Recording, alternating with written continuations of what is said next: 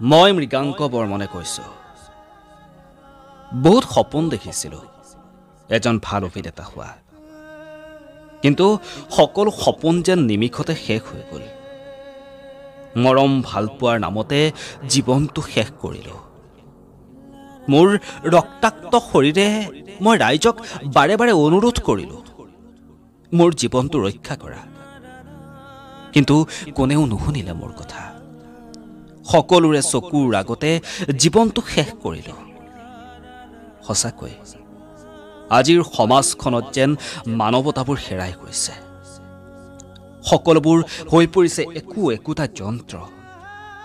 মা দেউতা, মোক ক্ষমা কৰিবা।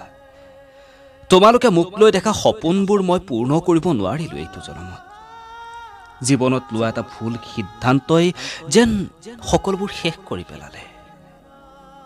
এতিয়া মই বহু দূৰণিৰ আকাশৰ পৰাই চাই ৰম সকলো। মই আঁতৰি আহিলো স্বাৰ্থপৰ পৃথিৱীখনৰ পৰা বহু দূৰ আঁতৰত। প্ৰিয় বন্ধু, আপোনালোকে যি শুনিলে সেয়া হ'ল এখন কাল্পনিক চিঠি। চিঠিখন শুনি হয়তো আপোনালোক সকলোৰে চকু সেমেকি উঠিছে।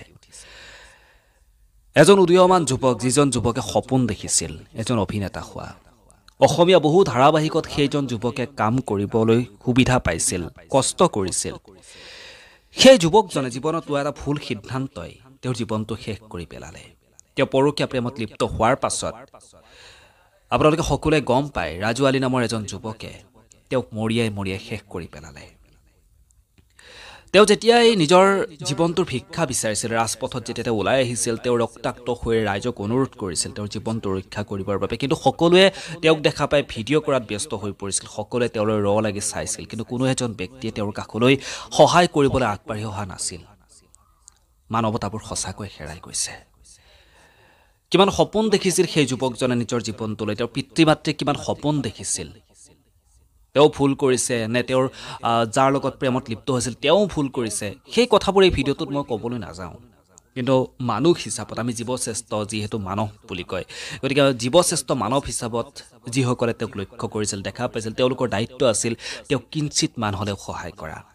যদি সেইসকল ব্যক্তিয়ে সেইখিনি সময়ত মৃগাংক বৰ্মন নামৰ সেই যুৱকজনক সহায় কৰিলেহেঁতেন, হয়তো সেই মৃগাংক বৰ্মন আজি আমাৰ সকলোৰে মাজত জীয়াই থাকিলেহেঁতেন।